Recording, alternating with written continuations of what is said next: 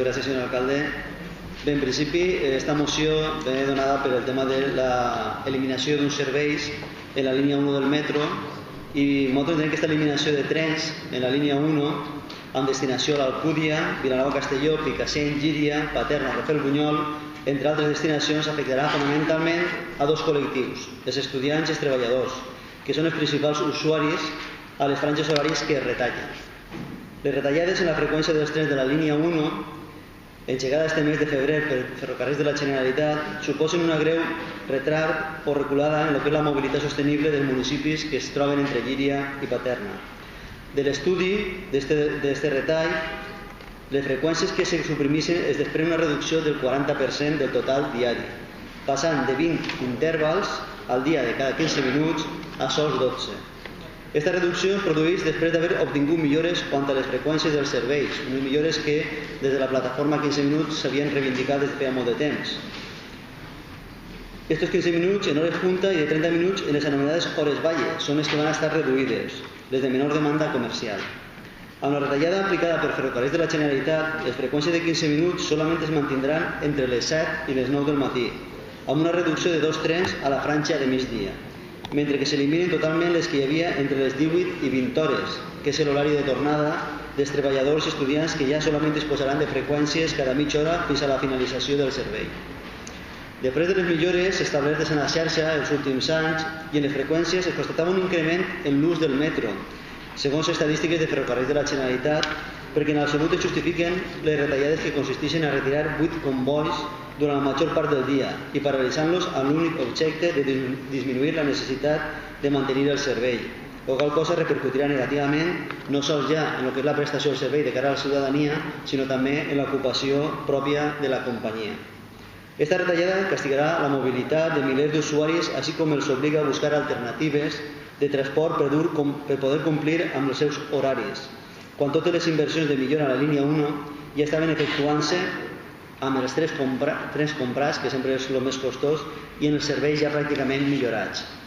Davant d'aquesta situació, nosaltres entenem que hi ha que instar a Ferrocarrils de la Generalitat i a la Conselleria competent, que la d'Infraestructures i Transport, al restabliment del servei que venia prestant en la línia 1, a l'hora que es doni compliment del pla de millores que ficava Horizont 2010 previst en aquesta línia ferroviària de la Generalitat, ja que les mateixes no s'acaben de complir al 100% i ara, amb aquestes retallades, veiem que no se van a complir. I segon, donar compte de la moció dels seus acords al president de la Generalitat, al conseller d'Infraestructures i Transports, a la gerent de FGV i al grup parlamentari en les Corts Valencianes. Moltes gràcies.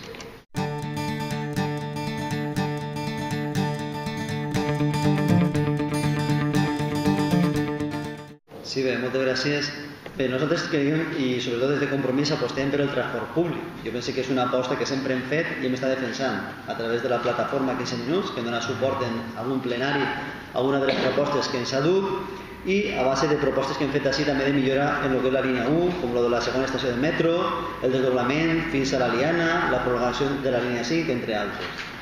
Bé, jo també duia la carta que ens ha enviat en aquest cas el president de la plataforma a 15 minuts, de la reunió que van entendre les Corts Valencianes, i jo penso que en aquest cas el grup popular tenia que replantejar-se el seu posicionament a nivell d'Ajuntament, perquè si no, la veritat va fer el ridícul, perquè si els mateixos del govern que estan duent endavant una sèrie de reunions en la plataforma donen suport a la mateixa per a que intentar que des de FGV, des de Ferrocarrils de la Generalitat, se restablisquen els serveis que venien prestant-se, però la veritat, si des de l'Ajuntament, que en aquest cas tenim que velar per els serveis dels nostres ciutadans, vostès diuen que no van a apoyar-ho, però la veritat ens crea un gran, en aquest cas, dubte el que vostès, per exemple, no s'han informat molt bé de lo que se tractava aquesta moció. Tinc que dir-los, i això sí que jo faciliti en aquell moment una sèrie de dades en la que sí que s'especificava tots els serveis que s'han a perdre, fins i tot trens punters, en aquest cas de la matinada, el de les 6 del matí se perd en Llíria, ja no va existir, ja no està en funcionament, i estem parlant de trens de gent treballadora que té que anar a les fàbriques, a les empreses, o en té que el seu lloc de treball, o a estudiar a València. Ja és prou penós que per anar de Llíria a les facultats ens costa hora i mitja, que el mateix que li costa a l'AVE anar de València a Madrid, com per ara anar llevant-nos alguns d'aquests convois que no tindrem. Mira, jo tinc així les dades també, que m'he anat a demanar-les, sobre el tema de l'ús de lo que és la línia 1. I sí que és cert que en els anys 2007 i 2008, quan l'autovia s'obligué en el seu tercer carril, ahí se disminuí, en este cas, el nombre d'usuaris del metro. Però 2008, 2009 i 2010, falten des del 2011, que encara no estan tretes les xifres,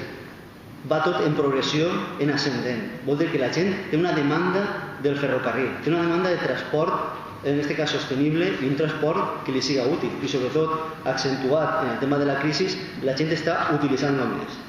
I aquí li tinc que dir que l'any 2009, a l'estació de Llíria, 152.000 persones agafaren el tren.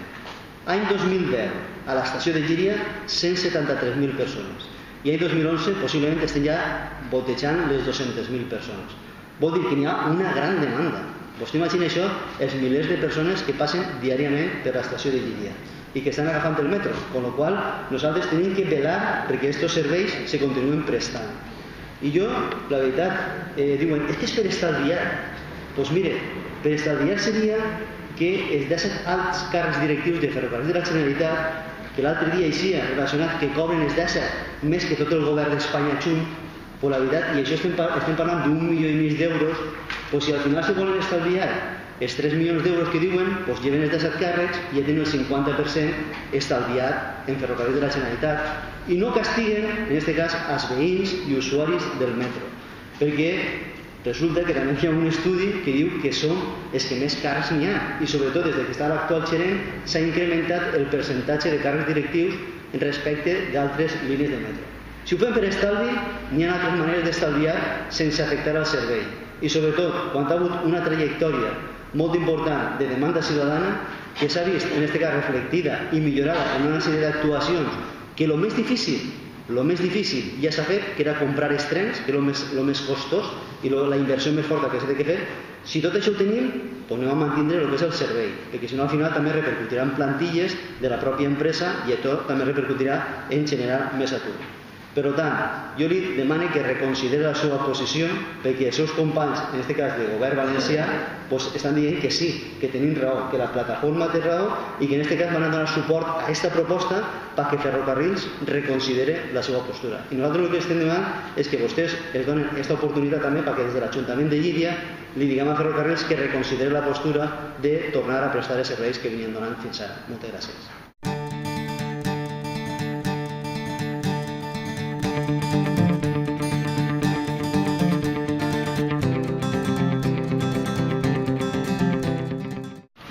Sí, per finalitzar. Bé, lamentem que el Partit Popular en aquest cas no doni suport a aquesta proposta, una proposta que nosaltres entenem que és en aquest cas demanar el manteniment del servei. Ja no estem demanant que se facin moltes més inversions, sinó que se mantingui el servei que venia prestant-se per Ferrocarrils de la Generalitat i que es complisquen els compromisos que n'hi havien adquirits, en aquest cas a través del Pla Horitzó 2010, que no s'acaba de complir, estem en el 2012, i sobretot perquè n'hi ha una cosa que avala la proposta que nosaltres fem,